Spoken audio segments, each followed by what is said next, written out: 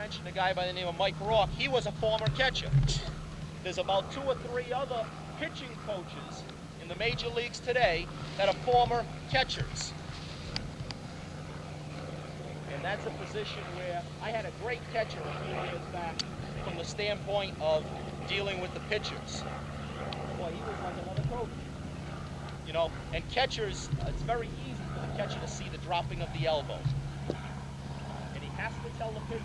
If that pitcher's doing something like that and you don't tell him, catchers, you're hurting that pitcher. Now, I wouldn't want to see all of you running around here this afternoon yelling every single pitch, hey, you're dropping your elbow. And maybe you don't even know what I'm talking about yet. But the more you learn about pitching, the more you can help that pitcher. All right. So dropping the elbow is a big mistake. The other mistake is like this here. We come in, and if we don't break our hands soon enough, which is a mistake, and we start to go forward, we know, we're smart enough to know that if I start to go forward now, my arm can't follow that path and get up here by the time I hit. So what do? Because we're lazy, we take a shortcut. We come up here like this, and we go, and I come back like this here, because then I might be able to get up there. That's wrong. So what I would do is I would tell my pitcher, you got to break sooner. Break your hand sooner. Or sometimes stay in this position just a fraction longer, just a little bit longer. Guys, all pitches are different. And if I were to take each one of you guys and put you on the mound here today, I don't like to make changes in people immediately. But I think if you learn how to pitch mechanically right, you can save yourself a lot of arm problems. And remember 2 out of the 3 things we mentioned in the beginning. If you're out here good in the proper mechanics, you'll throw faster with less effort. So velocity was one of the keys. If you cannot have good control unless your mechanics are good. So that's the second thing, location. All right? Sometimes if you watch pitches for an awful long time, you know, you can, you know, if I see a pitcher throw the ball high and wide, you know, one thing he might have done, of course, is just let the ball go out there. But quite often, the problem is he dropped his elbow. And when you drop your elbow, you throw the ball out there. And so sometimes, if you watch pitchers long enough, sometimes just by where you see a pitch go, you know, sometimes I see a pitch go high and wide, and I might say to the person I'm sitting with, you know, did he drop down? And many times that was the problem. Okay. What do you think is going to change if you're pitching from the stretch? Think anything will change in your mechanics? Yeah. Speed? What do you mean, you lose speed? Some guys do, right. Everybody does it. I used to, and I guess you do by the fact that you're saying it, but some guys do, okay? But what we do, guys, from the stretch, we've eliminated part 1, because we're here. So how do we start off? We go just like this. Pick up the leg, drop the hands, okay? Pick up the leg and drop the hands. You know, it's kind of comical. The only thing I can relate it to, you ever seen a dog go up to a fire hydrant? Okay? Well, you see that dog go up to the fire hydrant? It's just like this motion here. Except I haven't seen a dog yet with a ball and glove. All right? But you're right into your second part. Okay? Second part of your wind-up. Picking up the leg, breaking the hands. Now the third part is the same. That's all you've done is eliminate part 1 when you're pitching from the stretch. Okay, that's mechanics of pitching. Now the point is, I don't know how long it took me to talk about it, but it takes forever to learn it. Forever to learn it. Now, what was the third important thing that was coming out of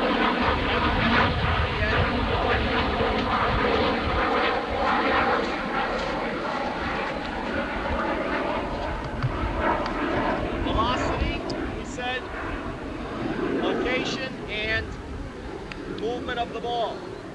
Now the movement of the ball, assuming that you are throwing mechanically correct, we throw different pitches. And the guys, I'll tell you one thing right now, when I was up in Canada, I worked with some 13 to 15-year-olds up there, and they all want to know, how do you throw the curveball? And I taught them how to throw the curveball, although I don't like to see you throwing it until you're about 15 or 16, but I know guys throw it.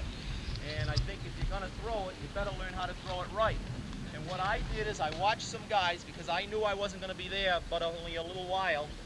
I lined up guys, I told them how to do it, I made some corrections, but before I left, at the end of my last day, and they were throwing curveballs, and whether they're going to listen to me or not, I have no idea, but I did go right down the line and I said, you keep throwing the curveball that way, you can throw it. You're not throwing it right. Because I'm not going to be around here to teach you how to throw it right, don't ever throw it again until you learn how to throw it properly by someone who knows how to throw it.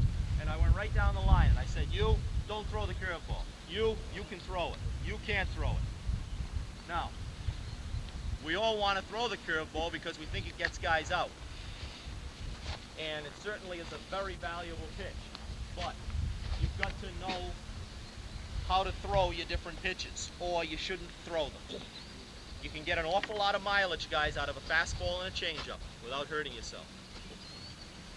Now, as far as the grip on the different pitches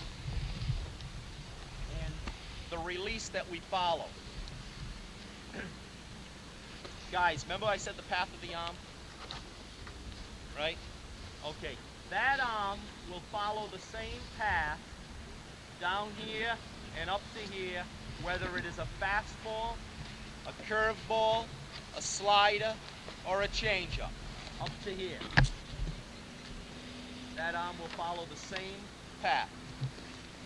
I don't care what the pitch is. You've got to come down here, back up top here, and here. All right?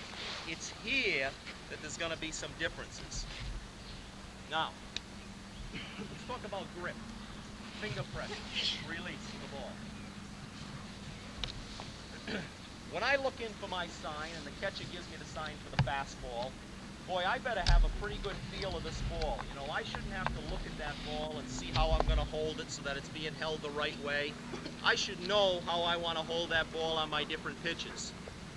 And if I play baseball enough, I better be able to do that, because that's not that difficult a thing to do. But I should also, I don't like to see guys gripping their pitches when they're down here. You know, that was something that I was taught when I was very young. And today I see a lot of kids who they're gripping their pitches when they're here, looking in for the sign, even when they're in here. And I was always taught that you don't really have to change the finger pressure and so forth till you're coming up here. In other words, I can hold everything the same way. Doesn't matter which way you hold the ball. By the way, there's two basic ways to grip the ball, of course. What are they? Across the seams and with the seams. I tell all of my pitchers to throw their fastball with the seams. And I tell them to throw it with the seams because I don't have any pitchers that throw the ball 90 miles an hour. And I'm sure there's not anybody here that does that. And I want that ball to move. And I find that the ball can move better for me like this, or a right-handed pitcher like that. It can move better for me when I throw with the seams than it can across the seams. If I'm Nolan Ryan and I can throw the ball in the 90s and up to 100 miles an hour, and I can get this type of movement like this, I can throw the ball across the seams. But I don't get guys like Nolan Ryan. And so therefore, we tell our pitchers to throw the ball with the seams. But I do tell them this. I do tell them, experiment. Find out, and you'll be shocked, guys. You'll be shocked at moving the ball around, gripping the ball a little bit differently, a little off center. You find out the ball will do different things for you. So I tell my pitchers, experiment on the sidelines. And if a guy shows me that he can throw better, a little differently, I let him do it. You know, we shouldn't be that stubborn as coaches. But mechanically, I'll make him go according to my rules. Now, fastball. With the seams, guys. This is what I mean by with the seams. With the seams. Fingers not too far apart. Matter of fact, the closer the better. I want that ball to move, so what I'm going to do is I'm going to put pressure on my first finger for the fastball. That finger is going to be on a seam. Now, I didn't find out until just a couple of weeks back when I was up in Canada that maybe some kids that I'm talking to don't understand what I mean by on a seam. Because this kid was kind of on the seam, but he was on the outside of the seam, and that's no good. I'd rather have him be on the inside of the seam or right on top of it. And my thumb should be underneath my pressure finger. My thumb should be underneath my pressure finger. My pressure finger is which finger on the fastball? The first finger. And as I come through, I'm like this here, mechanically correct. From here to here is where I'm going to get movement on the ball. Guys, whatever I do back here is just getting me in a position to throw. Here to here, I will get movement on the ball. So what I've got to do is I give my finger pressure right out front here. I really squeeze with that first finger and even my thumb. Almost so like I'm going like this here. Like this, as I come out front. And I better get some movement on that ball. Sometimes guys don't get movement on a ball. You might go and work tomorrow on what I'm saying. And you might really give good first finger pressure, and you might say, that down ball is moving. Well, first of all, some pitchers, they're so dumb they don't even know if their ball's moving. You know, but the catcher will tell you. Okay, that's one thing. The other thing is, maybe you need to pick up some, what we call arm speed. In other words, you must, from here to here, really throw, I don't know what kind, you know the old-fashioned pitching machines? Is that what you have here? There's one. With the arms? Okay, you guys know what I'm talking about. You know the iron mics with the arms? You know how that ball comes up nice and slow back here and then boom, right out in front? That's what you have to do as a pitcher. When your arm gets here, you got to go just like this. You really got to pop in front. You got to pick up speed. I see a pretty good pitcher that's coming to my school. I saw him the other night for the first time, and that's his biggest problem. His arm is the same speed back here and out front here. When he picks up arm speed in here, I think he's going to be a pretty darn good pitcher. But he doesn't understand yet what I'm talking about. So you got to pick up arm speed, guys. And when you throw a fastball, you extend straight out. Straight out. Right here. Straight out. It's almost like I'm trying to reach out and touch the catcher. Straight out. That's fastball. Okay? Finger pressure and grip are going to produce the movement that we like. Curveball. Just let me know, Dick, on time or anything like that.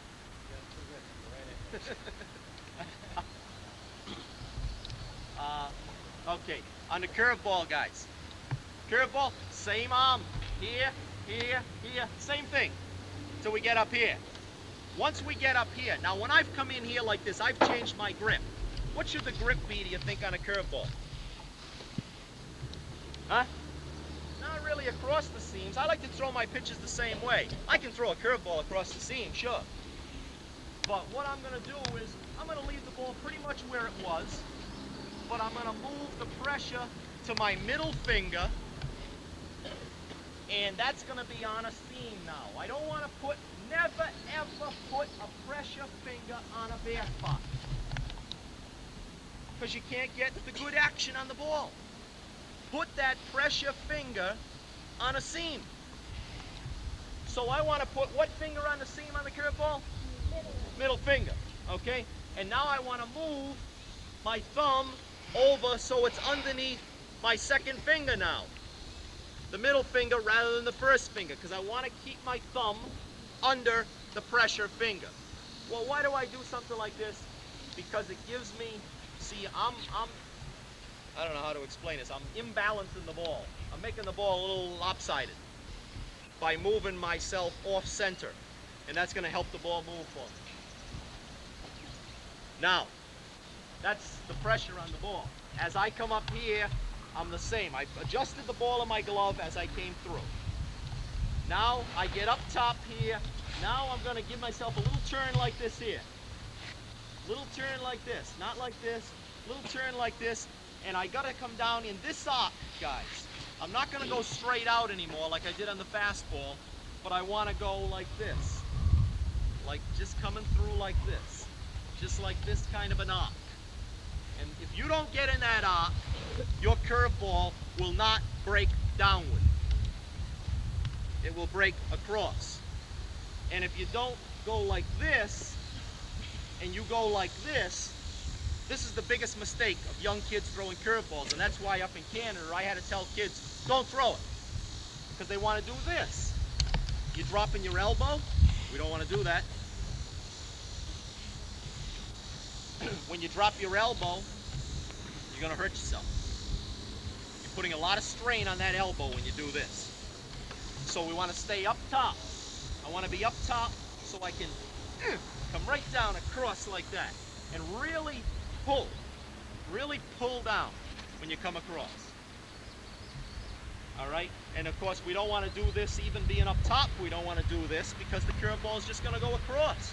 We want this kind of motion, down. Okay, so I tell my pitchers, one of the big mistakes they make is they don't get in what I call the arc. They don't get in the arc. They want to throw the curveball and go like this out front. You've got to get down there, and your arm will come right across this other knee. That's the curveball. Was it the same coming back here as the fastball? You better believe it. And it doesn't change until you get up front here, until you get up top. And guys, you better get up top. I don't care if you're a 12 o'clock pitcher, what I call, straight overhand, 10 o'clock, 9 o'clock. You better get this arm away, this elbow away from your body. Nobody, no matter, there are exceptions, I guess, but you shouldn't pitch with that arm in tight. You got to get the elbow away from your body. And I'm not telling you have to throw overhand. Most guys throw 3/4. That's fine. Matter of fact, you'll find out if you throw 3/4. I had a guy several years back, and he played like 3 years in the minor leagues and so forth. When he pitched for me, he threw directly overhand. He had a lot of trouble getting movement on the ball because he didn't throw hard enough to get this one. Now, he's dropped down to 3/4, and he gets great movement on the ball. And of course, he picked up a little pitch like the slider, which is certainly helped him. Okay. Now, how about a changeup, son? How are we going to throw a changeup? No? Wow. What a pitch. Huh? Years ago, all they used to say on the changeup, guys, is just take it and tuck it back in your hand and throw the hell out of it and it just won't go. And that's true. Okay? But the way we're starting to teach the changeup now is a little bit different. Okay? The way we're starting to teach it now is to almost form a circle with your thumb and first finger. Almost to form a circle. And put that second finger and third finger right on top of the ball, and the little finger is just on the side of the ball. And you are still putting it back in your hand. This is one pitch where it doesn't matter. I don't tell the guys you got to grip on this seam or that seam. I don't think it matters all that much on the changeup. I haven't found it to matter. Okay, I may be proven wrong later on, but I haven't found it to be good or bad one way or the other yet. Now, when I throw the changeup, guys, I stand, I get my sign. I can be holding the ball any way I want. I get my sign, I look in. Here's when I'm going to make my adjustment. When I'm coming up top. Now I've dropped that ball back in. Okay. I've dropped the ball back in. Now I come around. Notice I've hot 2 with a windup. I'm going to drop down. Now when I drop down here, I'm like this here. I'm just like this, guys, when I drop down. And I'm gonna stay the same, and on the change up, I come straight out, just like the fastball. Straight out, just like the fastball. There's one mistake guys make on a change up, and I don't know why they do it. I've got one idea as to why they do it, but they'll do it an awful lot, and an awful lot of pitchers do it. And that is a guy who throws mechanically pretty well, keeping the elbow up. For some reason, on the changeup, he drops his elbow more often than he'll drop it on the other pitches. Now, my thinking is that he's thinking that, geez, I can't let this ball go too fast. It better not go too fast, because that's the whole point of the pitch. And that is true. But the point is, if you're throwing things properly, if you get that ball back here, it won't go fast. It won't go fast. Okay? So everything was the same. Back here, back here, back here, and out in front. So what have I shown you so far? I've shown you that every pitch is the same until you get up here. I've shown you fastball, right out in front. Fastball, out in front. Curveball, get up top here, down across. Curveball, down across, in this arc we talk about. Change up, straight out front. Change up, out front. Now, I'll just mention one other pitch to you, and I wouldn't advocate it, but I just want you to, I want to tell you one of the mistakes of it. Yes, sir. Are you supposed to bring your arm down here? It will go there naturally on most pitches, but on the curveball, you must bring it there, like this here. On the fastball, if I go like this and throw, I'm going to be out here like this, and my momentum will bring me down there. Okay? But on the curveball, I got to make a real effort and say it's going to go there. The rest of the time, it's just going to go there naturally. Okay? But you can't. Try and think of this. If I let the ball go, in other words, I got to find a fine point to let that ball go. If I'm going to think about bringing my hand down here, in other words, I want to let it go out here on the fastball. All right? My momentum, just the fact that I'm speeding up that arm so darn much, I'll come out here like this, and I'll bring it down, and it'll end up over here. It'll end up there. But on the curveball, I got to tell myself it's going there. Because if I let that curveball go out here, what have I done? I've given myself this kind of a curveball, and I didn't give this break here. Okay, it'll go there. But on the curveball, you know it's going there. On the rest of the time, it goes there, I don't want to say by accident, because it's going there because you're doing things right. Okay? The last pitch I want to mention, guys, is the slider. And I wouldn't advocate that you throw the slider till you get a little older, but I do want to point out, because you guys, I know you don't listen to coaches a lot of times. You know, you think you know everything. And so you go and do things that the coaches say. If the coach said don't do it, I'm going to try it. You know? And that's the way some of you guys think sometimes. So, I'm going to show you the #1 mistake that guys make throwing the slider, because if you guys have fooled around with that pitch, you may be making that mistake, and I don't want you to hurt yourself. Now, what I tell guys on the slider is the grip is like this, guys. I don't know if you can all see this now. See these little seams here? These are what I call little seams, or short seams. See these over here? Like this? These here? These are big seams. All right? These are big seams. Now, when I throw a slider, I want to grip the ball on a big seam. Okay? On a big seam. And what I do is I put the middle finger on that big seam. On the big seam. The other finger is next to it, but it's on the white spot. The white part of the ball.